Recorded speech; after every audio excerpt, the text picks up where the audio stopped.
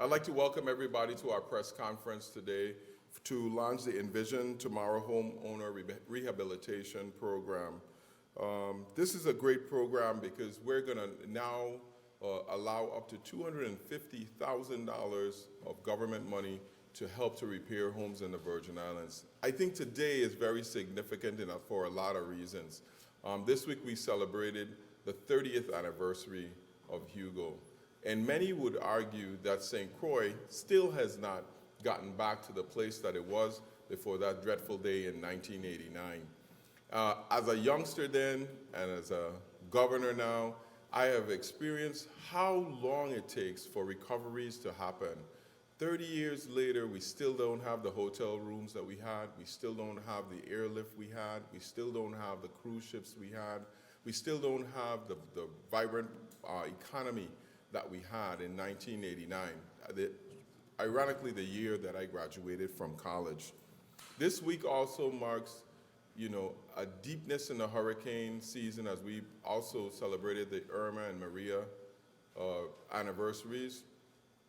Every single day, in September, this community is full of angst, whether there's a storm churning in the Atlantic or not.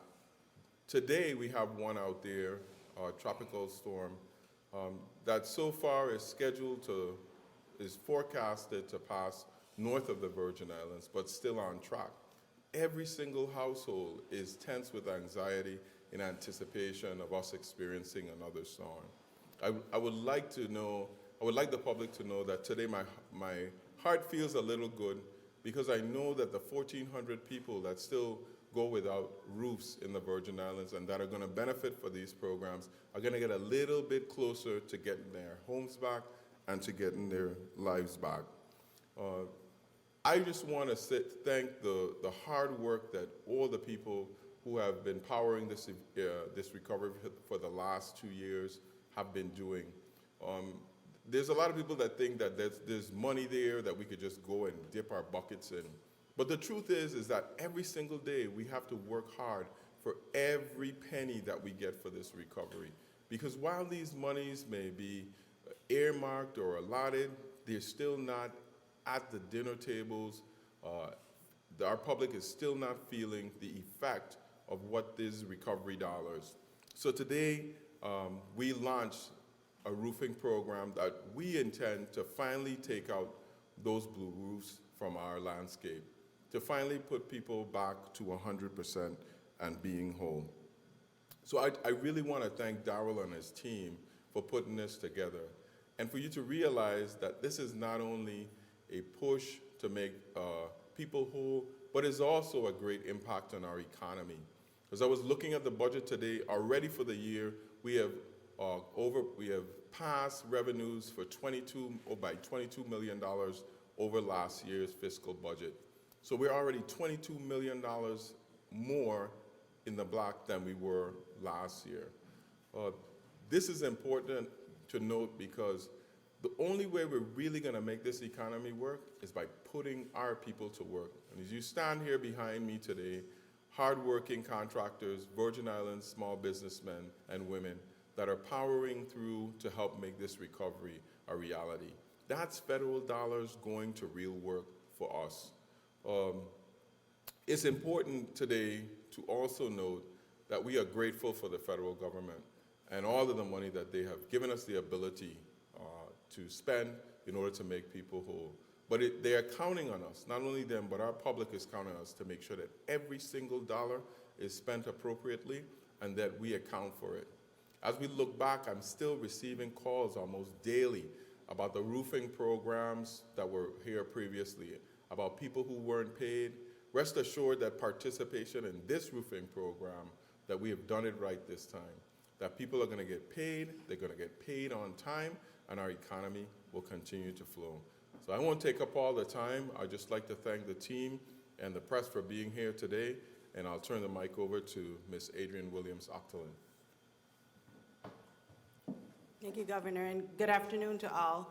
I do want to thank you again for being here and for joining with us in moving the recovery forward. That's the message that we want to send, that the recovery is alive and well, and that we are moving in an expeditious manner to bring relief to the residents of the territory. This program this afternoon, is really indicative of Governor Bryan's marching orders to the Office of Disaster Recovery, and also with his priorities with his administration to stabilize the government, to keep the recovery on track, and also to build economic development here for the Virgin Islands. And our partners here today, our contractors, along with the government agencies that are putting this together, are actually demonstrating what this mission is today. The housing aspect of the recovery is one of the top 100 recovery projects. And we are pleased that the Office of Disaster Recovery, in addition to the efforts from the Virgin Islands Housing Finance Authority, is moving the second phase to bring housing relief to the residents of the Virgin Islands. We also want to ensure that we do so learning on all of the lessons from their Emergency Home Relief Virgin Islands program, the fact that we have made significant changes to the structure of this program, as well as this is funded from another funding source through the Housing and Urban Development. We are clear on the progress forward. We want to continue to let residents know where they are, and today Director Griffith is going to outline how this program works and how residents can get access. We field numerous questions from residents every day, all day, on when is the program going to start. And we're happy to provide that information today, and also to continue to provide support to the great men and women of the Virgin Islands Housing Finance Authority under the leadership of Daryl Griffith. Thank you, Mrs. Octolin. As Mrs. Octolin said, I'm Darrell Griffith, the Executive Director of the Virgin Islands Housing Finance Authority. This is a happy day for us because, as the governor said, we have the contractors with us today that represent some of the contractors that are going to be working on your homes and in your houses. We have over 29 contractors signed up for the program, and we actually have an active request for qualifications for contractors right now. They can either go to the Virgin Islands Housing Finance Authority's offices, or they can go online at VIHFA.gov, or they can go actually to the Office of Disaster Recovery website, which is usviodr.com, and get information on how they can also participate in this program. And one thing that the governor mentioned that he gave us strict marching orders was to make sure that our local contractors get paid and are compensated for the hard work that they'll do on this program. And that's the beauty of the HUD program, is that the HUD funds are available right now. So when the contractors submit invoices and the invoices are approved, they get paid on approved invoices. So with that being said, how do Virgin Islanders sign up for this program? So far, we have over 1,400 individuals, 1,400 who've signed up. You can either go to our website, www.vistormrecovery.com, and you can also put that in your app page too as well on your phone, and just type in VI Storm Recovery and download the app. Or you can call in at 888-239-3387. That number once again is 888-239-3387. Our goal is to help as many Virgin Islanders as possible with this program. Each Virgin Islander can receive a grant up to $250,000 to complete your home and to make you whole and get you repaired. And we also are rolling out the rental rehab program as well. And we have over 99 landlords who've signed up for that program, which represent close to 150 units. So with that program, landlords will be able to rent to low to moderate income people. And this, we've heard the outcry from the community about the rent increases, and this will be able to help that outcry and help those residents who are feeling that rent burden right now. So we look forward to launching this program. We look forward to working with the people of the Virgin Islands, and we're gonna keep you updated all throughout every aspect of this program. In the next coming weeks, you're gonna be getting calls from our offices, and those calls are gonna be to inform you when we're gonna set up a meeting for you to get inspection of your home so that we can put together the scope of work so that those contractors have that scope of work of what repairs need to be done in your home. So you're going to be getting a lot of calls from us in the coming weeks, coming months, and that's what that's going to be for. We look forward to being a part of your lives. Unfortunately, a disaster happens overnight, but recovery takes years, so we're going to be with you for a while. It's not going to be an overnight process, but we promise we're going to be there every step of the way to make sure every Virgin Islander has a comfortable and safe place to rest their head. Thank you. Well, we'll take some questions from the press. Hi, good morning. Brandy Brooks from the VI Daily News. My question is, for this new program, the people who met the qualifications for the former program, did all of those people have their homes repaired? The people who, not all of the people who qualified for the other program, the emergency home repair, Virgin Islands got their homes fully repaired. We did 1,648 roofs in that program, and some homes were too damaged for the scope of work of that program, so those people had to reapply to this program, and it's almost, we have the number of all of the people who've, we sent a message out to every single person who didn't get their roof repaired, and almost all of those have applied. There are a couple of different restrictions on this program than the other one. The main one being is that duplication of benefits. If you have insurance, you will only get enough money to make you repair your home. So if the insurance gives you $100,000 and it costs $200,000 to repair your home, we'll give you the additional $100,000. So that's a big difference between those two programs. And What if you don't have insurance? if you don't have insurance, that this program is designed to give you up to $250,000 to repair your home. Also, since the storms, it was 2 years ago, the homes that were foreclosed or people who had to move away because their houses weren't repaired in time for them to actually, reside in those homes, is there a program for people who may be temporarily living with someone else or paying rent somewhere? Is there a program for them to be able to have an alternative form of housing in the meantime while these repairs are taking place? So I want to make sure I understand your question correctly, because you said a lot. You said about foreclosure, and then you said about people, so could you elaborate a little bit for me? Separate, I guess. So, Okay. One, the people whose homes were foreclosed, who might have went abroad looking to move back or temporarily living with someone else, is there a program for them to get new homes? So we have a number of programs, and that's a great question you asked. We also have a program, the Housing Finance Authority's bread and butter is building affordable housing. And through the disaster recovery dollars, we are planning on building more communities. So in St. Croix, for example, if you drive through Bon Esperance, that's one of our communities, and Mount Pleasant. And we are building a number of communities using disaster recovery funds to be able to provide more affordable housing in the territory. And we're also expanding the rental opportunities through Housing Authority by funding some of their programs so that we'll have more affordable rentals as well in the territory. And we're also doing emergency housing for people who get displaced during times of a disaster. For example, we purchased Chronogata Inn, and we're going to rehab that and make that into emergency housing. And we have a number of those type of stories all throughout the territory, in all three islands, St. Croix, St. Thomas, and St. John. And since the last program, has there been any conversation with residents who require repairs, who might not, who probably met the qualifications, but the repairs were just so specific and could not be addressed in the last program? Has there been any, outreach or conversations with those people to see what can change for this program, this new program? Oh, definitely. There was tremendous amount of outreach to those individuals, and those are they make up a large part of that 1,400 applicants that we have in this program. They are directly people that we actually, the first day of the program, we did a massive outbound call-in. So we called all 15,000. It was a robocall.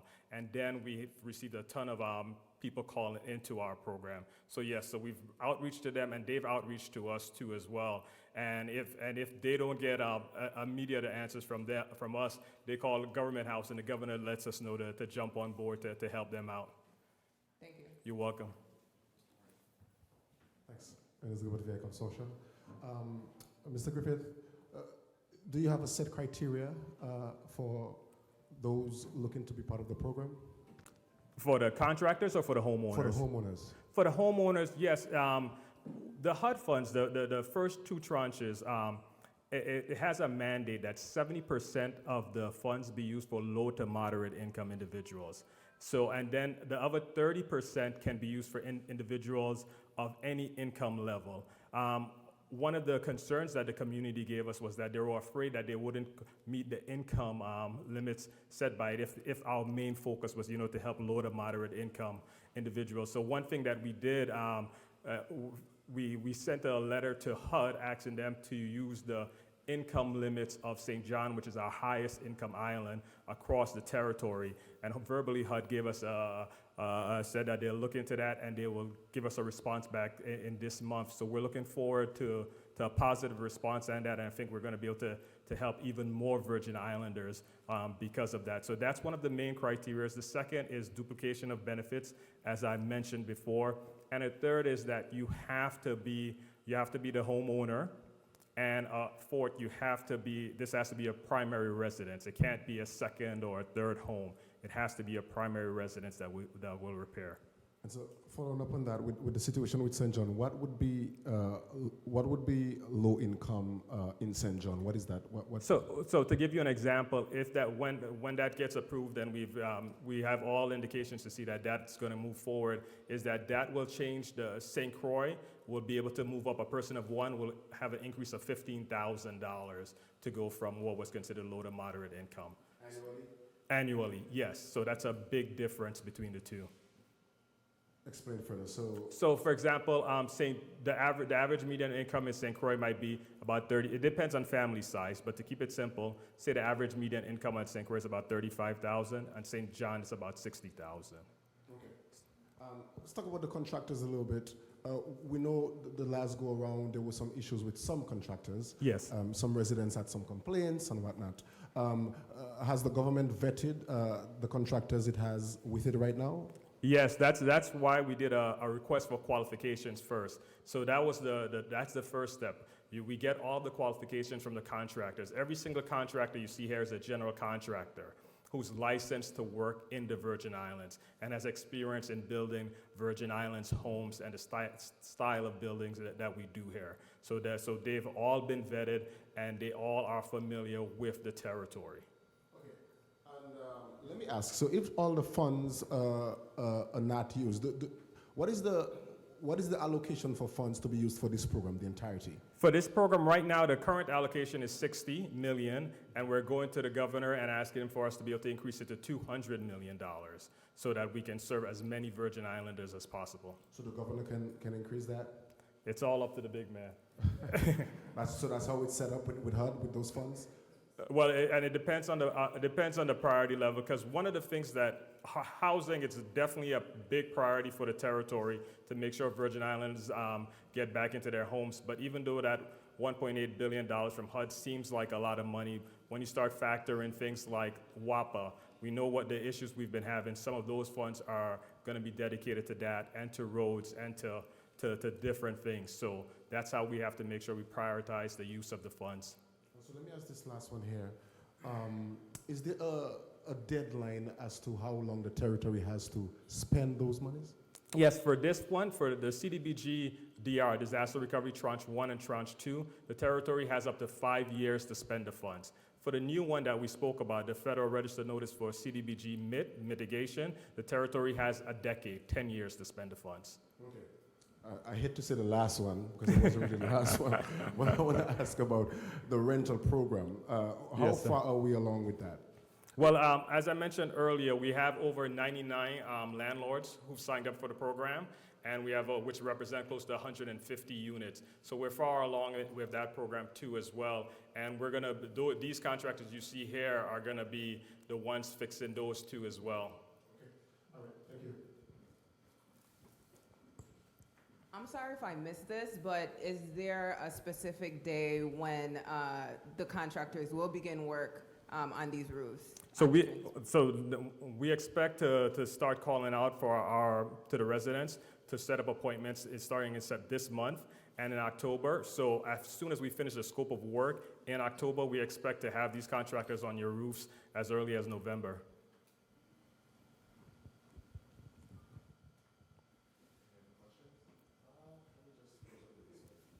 I'm not sure if I have this right or if I saw it correctly, but the last tranche that was released of over 700 million. Yes.